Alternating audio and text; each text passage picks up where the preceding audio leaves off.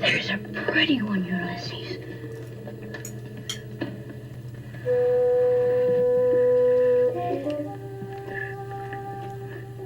There it is. Hello, my iPad's jiggling, but I'm very busy. I can't wait for it to stop jiggling. I'm Sean the Book Maniac. This is another book Unhaul because I'm moving and I'm getting rid of everything that I don't want to read or didn't love when I did read it.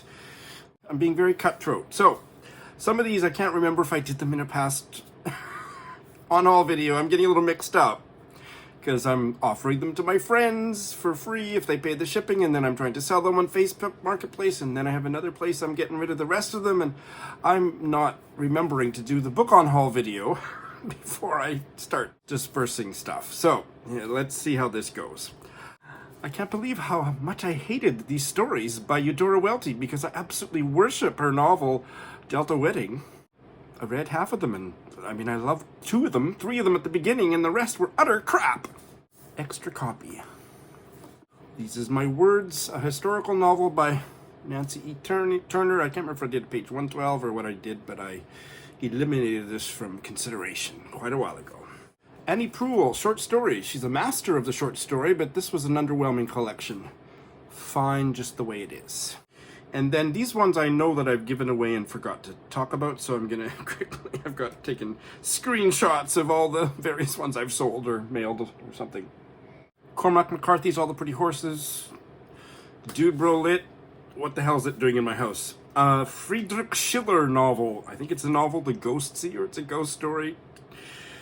Max Frisch, Homo Favor. It wasn't a gay novel. I was so disappointed. Ralph Connor, The Man from Glengarry, a classic of Canadian literature that was just awful. Did a collaboration with the Codex Cantina dudes on that, which was fun, but the novel was terrible. I have also gotten rid of another Max Frisch novel, Man in the Holocene. One of my favorite novels of recent years, it's not a recent novel, it's from I think 1950, is by Elizabeth Jane Howard. The Long View by Elizabeth Jane Howard. Absolutely loved it, and somebody named Kate Briggs wrote a book-length essay, 12 pages or something, that was published, self-published maybe, a critical, literary critical response to it or something. It was the shittiest piece of academic writing I've ever read. One of my friends asked if I would give it to him. I'd be happy to give it to you. Get it out of my house. It's called Entertaining Ideas. Is it Lucinda Riley? Somebody Riley. One of Eric Carl Anderson's favorite novels. First Love has already gone. I think those are all the ones I missed that I don't have them anymore in my possession. And on to the ones that I still have. A very short, tiny little short story collection by an Indonesian writer, Promedia Anantatur, and the stories were eminently forgettable. Independence Day and Other Stories. Collection of short stories from Canada by Kate Pullinger. Tiny Lies, never did get to it, don't need to keep it. Days Without End by Sebastian Barry. I liked some things about this, but overall fairly mediocre read. Speaking of mediocre, no, this is beyond mediocre. One of the shittiest books ever written. Catherine Lim, The Teardrop Story Woman. Undermajordomo Minor by, I think he's a weird Canadian writer, Patrick DeWitt. Never tried it. Apparently this is crap. Disappearing Earth by Julia Phillips. Never tried it. I kind of wish I was keeping this, but it's a book that I will reread at some time because it was one of those books that I read when I was really busy and I was reading too many books at one time and I kind of put it down for a month. So I didn't give it a fair chance, but was kind of underwhelmed by it. The Garden of Evening Mist by Twan Eng. Colum, McCann, Zoli. I thought it was a really fine novel, but don't need to keep it. Half-Broke Horses. I don't know why the hell I have this. I hope the person who gave this to me as a gift isn't watching, but I never did get to it, and every time I listened to this guy, Orhan Pamuk, on Canadian radio in an interview, I'd fall asleep, so... German novel. One Clear Ice-Cold January Morning at the Beginning of the 21st Century by Roland. Schimmelpfennig. I think it's about a wolf or something. This was a really terrible collection of short stories. Rebecca Lee's Bobcat. Editing Sean here. Well, I usually have a really good memory of at least whether I liked a book or not. Obviously not always. Here is the full commentary I had on this book on a Friday Reads from October 4th, 2019. I also finished this yesterday, Bobcat and Other Stories by Rebecca Lee. This was a buddy read with Joe Smith, and I liked it very much. It was a 4-star read. I think there was one 5-star read, one maybe 3-star, and everything else was a solid 4-star read of these stories. I don't know, every time I try to review a short story collection, I just say, I don't know how to review a short story collection. The stories are good, they're well written. Some of them landed better than others. Just a little twinge of magical realism or something beyond realism, but not enough to throw me off. But you know what bugs me about this book? Jo did it on ebook, and she had an extra story at the end that I didn't have, called Settlers, that's not in this. Weird. Anyway, that's all I know how to say about a collection of short stories, but I do recommend this highly, and I'm glad for Curtis of Curtis Books and Books bringing it to my attention. It was a gift from a Litzy friend, Sarah, and it was languishing on my shelves, but I have now read it and very much enjoyed it. I don't think I'll ever reread it. It's a gorgeous copy of Bulgakov's Master and Margarita with deckled edges, but I don't really care. Maria Campbell's stunning memoir, Halfbreed, but I'd read this on ebook as a companion to the audiobook narrated by Maria Campbell, and the second edition has a chapter restored where she talks about being raped by a cop as a teenager that isn't in this, so that's why I'm not keeping this one. I have so many novels about India, and this one doesn't have very much to say for itself on Goodreads.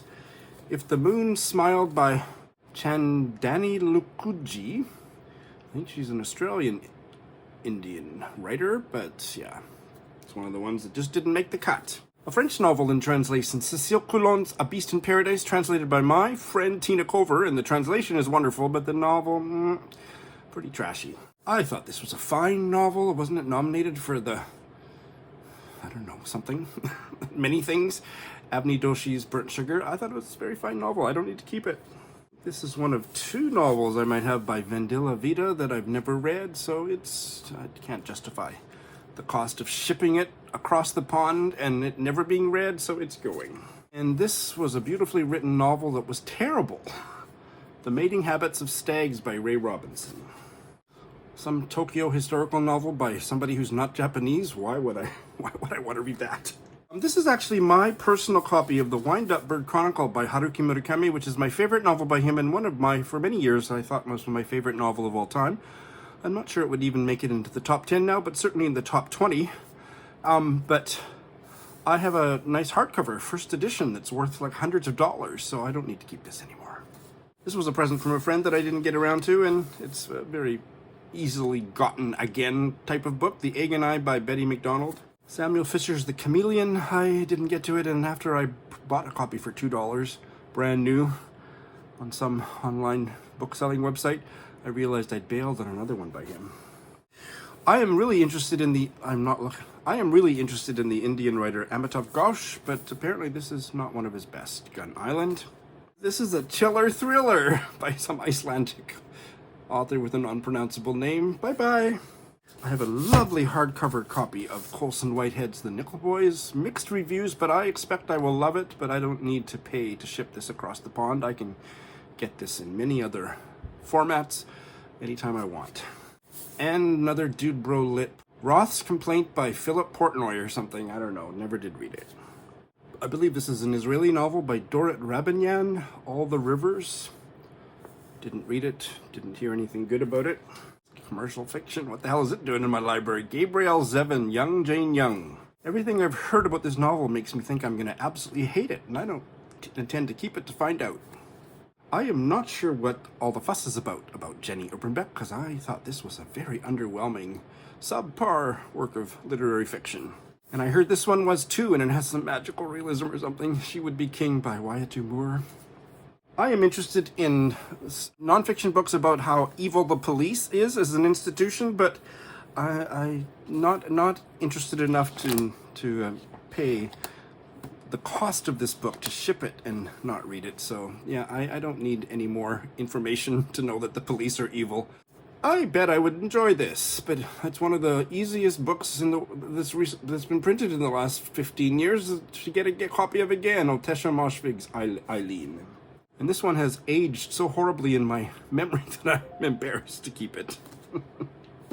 This is a book I found at a Japanese recycle shop, so like secondhand kitchen stuff and furniture and clothes and stuff, and they had a few English books. Every Man a Stranger by Ethel Mannon. I think she was some famous guy's lover.